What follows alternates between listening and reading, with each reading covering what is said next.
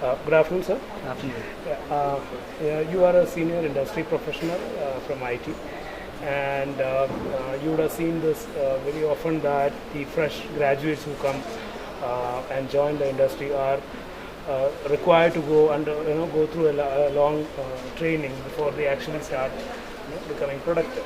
So there is a huge disconnect, therefore, between the industry and what's happening in the universities and colleges. True. So, what, according to you, can the industry do to bridge this gap?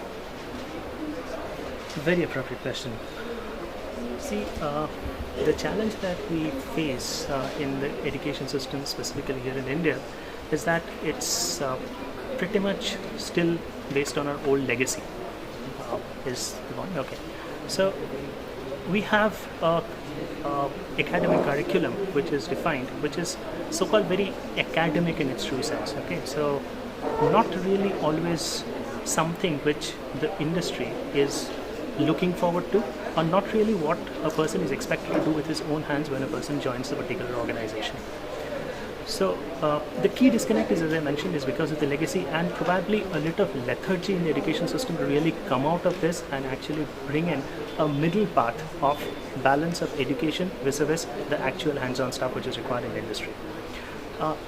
To look at what the industry can actually do at this point of time, or one thing that immediately comes to the mind is increase the balance between the academic curriculum vis-a-vis the industry practices, which means, which I can see that few of the leading business schools here in the country have already started adopting this model. I know one of the Indian Institutes of Management has started adopting and have actually started, are planning to start a course in one of the practice domains. I presume it's healthcare, where the curriculum is maybe 50% of it is purely academic, and the rest of it is at on-premise in the industry along with the industry experts.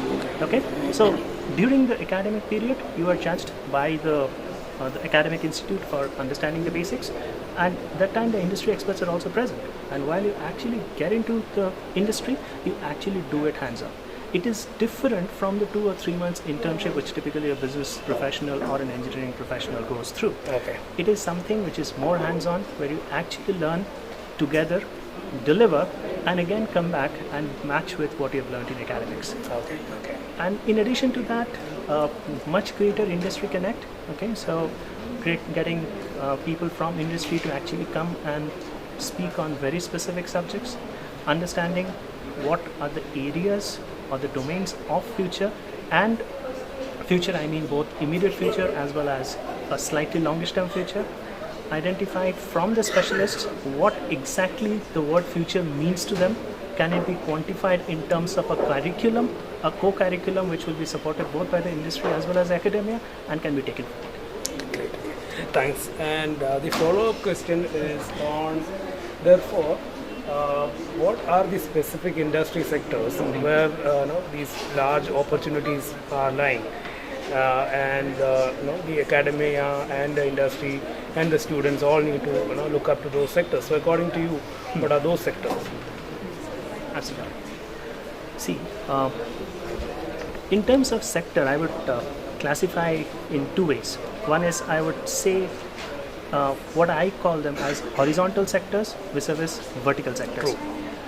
By horizontal sector, I would call maybe industry like information technology or business process services. Okay, both have been industries which have shown a very high growth path, as you are aware, over the last decade and a half. The growth has slowed down, but for the next couple of decades, definitely they are industries of choice. Okay. Business process services, which I represent, though this is not an advertising for the industry which I work on, is something which definitely has very high potential compared to, in line with what is there for information technology services. Okay, this industry has been somewhat looked down upon with a different perception map, which a lot of people have, being it's just like nothing more than a call center. But actually, this industry runs end-to-end operations and essentially has become the growth engine, okay, like the consulting firms do for the typical information technology industries. Along with the consulting firms, the business process services are actually coming as the growth engines or the drivers, with information technology falling back and becoming as one of the enablers. Okay. And in terms of the vertical sectors, see, the key thing which is in and will be in is, one of the key trends is digitization. Okay, so anything digital. It could be digital media, it could be digital content, it could be e-commerce. The entire omni-channel commerce is lying on or supported by e-commerce, which is going to grow by leaps and bounds. So e-commerce, sector retail, okay, very high potential areas. Another area of potential which not very relevant for India, but on a global context, and will become very relevant for India probably in the next 5 years or so, is healthcare. Okay. There is huge global opportunity in healthcare because of the Obamacare Act, particularly USA being one of the biggest clients for all the information technology companies here in India. And if Obamacare becomes a success, it essentially means millions of people coming into the fold of healthcare, and the organizations on one side have to manage these billions of inflow and also balance their profitability and operating capability, which would require huge amount of outsourced, offshore and onshore opportunities. Okay. And healthcare in India, of course, is something which has been lagging behind, and with the new government there has been focus on healthcare at urban level as well as rural. Healthcare is a huge focus. So I think these are the two areas I think we can think of something will be definitely beneficial. Great. Now, how about sectors like I'm talking about within the realm of IT. How about sectors like cloud computing or information security or apps development? We keep reading so much about these sectors, and so according to you, what's the kind of potential for these sectors?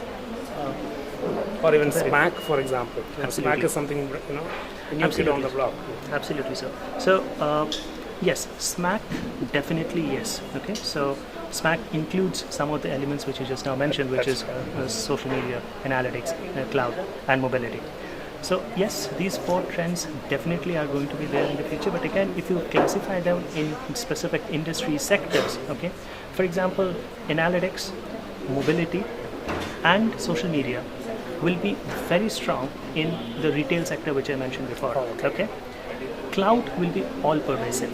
Yes, because the services. Because if you look at the way the trend is changing in industry, is the clients are more looking at not in-premise applications.